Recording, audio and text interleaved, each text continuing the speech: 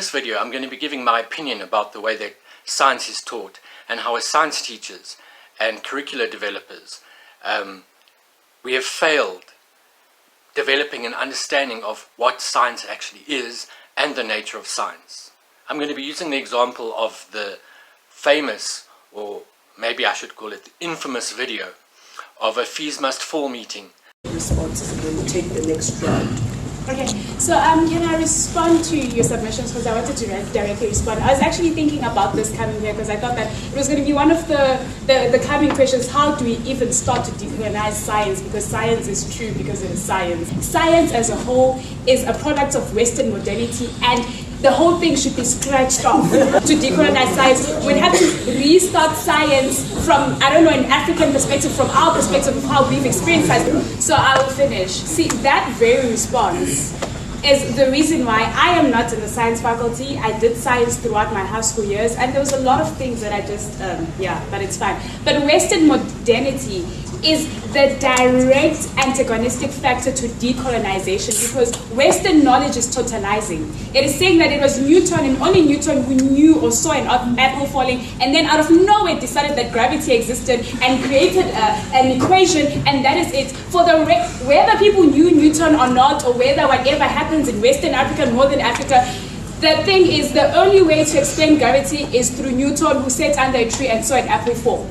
So Western modernity is the problem that decolonization directly deals with, to say that we are going to decolonize by having knowledge that is produced by us, that speaks to us, and that is able to accommodate knowledge from our perspective. So decolonizing the science would mean doing away with it entirely and starting all over again to deal with how we respond to the environment and how we understand it. Thank you.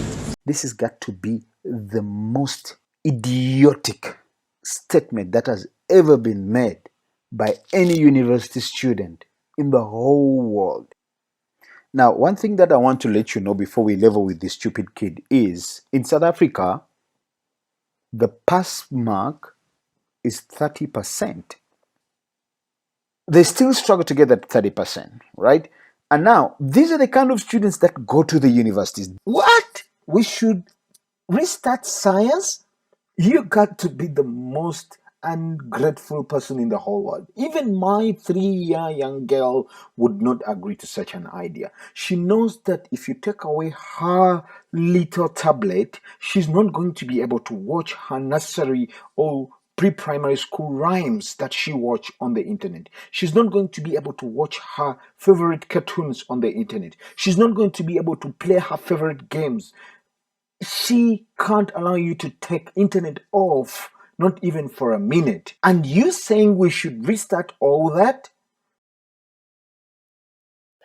I think it's important to point out that to get a matric certificate, you have to get 40% in your home language and 2 other subjects, and 2 subjects you can pass with 30%. And that will not give you a university entrance or exemption.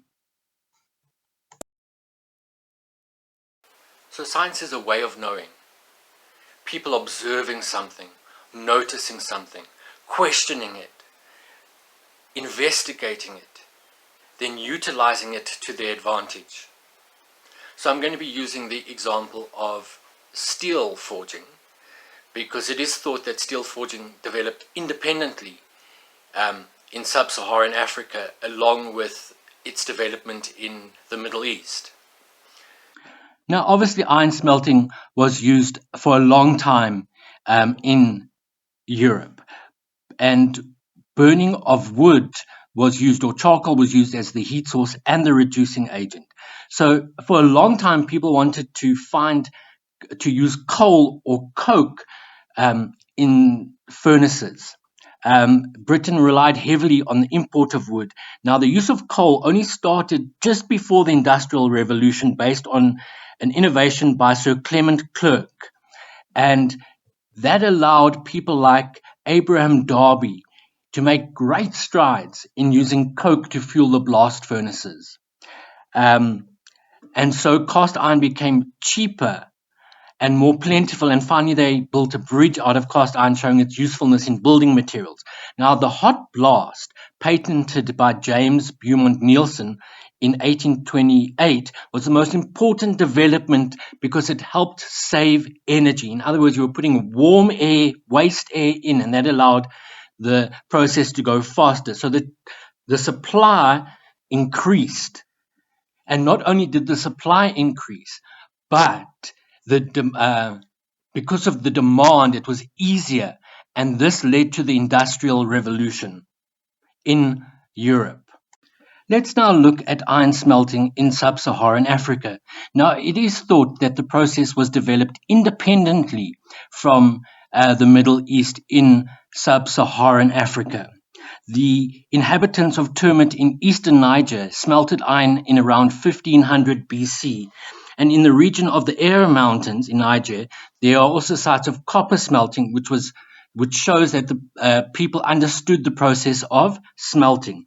Sites in Nigeria show that blast furnaces and slag date back to 2000 BC.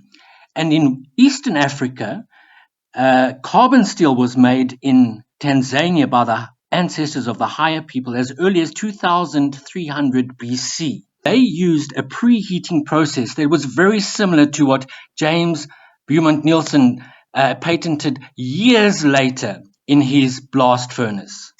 So with iron making their tools and their weapons, the Bantu-speaking people from Cameroon migrated to Western and Central and Eastern Africa and finally down to Southern Africa.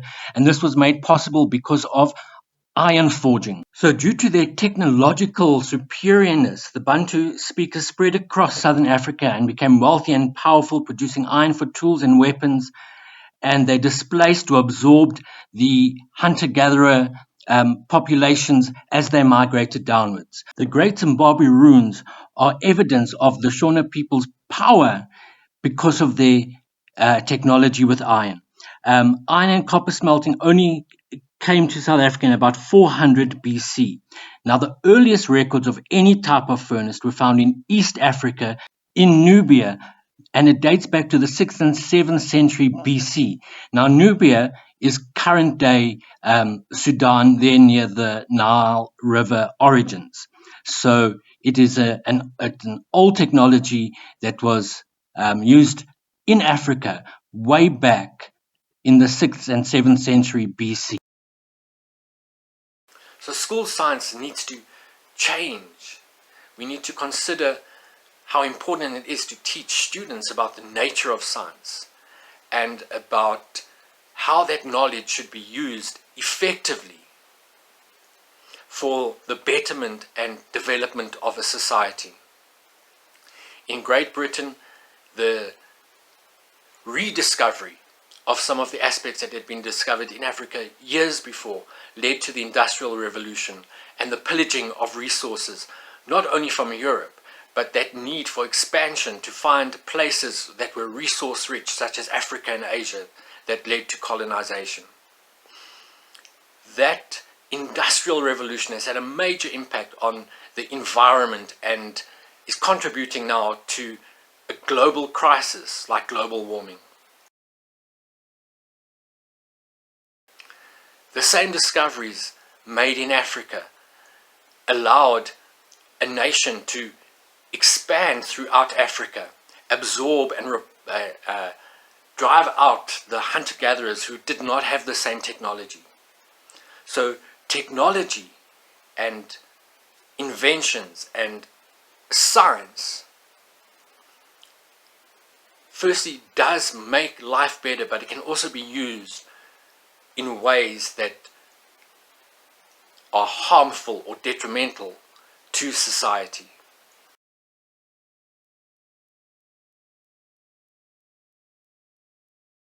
I'm going to end this two-part video by looking at a hypothesis or the concept of multi-discovery or simultaneous invention. It's the hypothesis that most scientific discoveries and inventions are made independently and more or less simultaneously by multiple scientists and inventors. I'm going to end this video by looking at a hypothesis by Robert K. Merton, an American sociologist. And I only found out about this hypothesis as I was researching this video. Now, this list is from Wikipedia, but things like heavy and light objects falling together was discovered simultaneously. The hydrostatic paradox, cubic equations, Obler's paradox, continental drift, which was proposed by a number of people. Sunspots were discovered simultaneously in both England and in Italy and in Germany. Logarithms in Scotland and Switzerland. Analytical geometry by René Descartes and Pierre de la Font. Boyle's law was discovered independently by two scientists. Platinum was discovered by two people, both in the 1740s. The Leyden jar was invented simultaneously by two different people. The lightning rod, the list is quite extensive. The law of conservation of matter was discovered independently by Antonio Lavoisier. The method for measuring specific heat of a solid was devised independently. The principle of the photochemical activation also independently. Chloroform was discovered or manufactured by three different people using variations of the haloform reaction. The electrical telegraph, the first law of thermodynamics. As you can see, the Bessemer process for removing impurities from steel. The theory of evolution by natural selection by Charles Darwin and Alfred Russel Wallace. Joint publication. The fact that Neptune should exist in theory, the prediction was made by different people. Two different people came up with a periodic table. Two biologists independently described the entry of sperm into the egg and the subsequent fertilization. If you want to see this list, you can go to Wikipedia, because I've only included a bare minimum, but things like adrenaline were discovered independently, radioactivity independently, thromium's radioactivity, the fact that the hereditary information is carried on the chromosomes was predicted or discussed by two different scientists. Brownian movement, epinephrine was synthesized independently. Chromosomal XY sex determination system was also discovered independently. The Hardy-Weinberg principle. I really encourage you to go look this up. It's very interesting.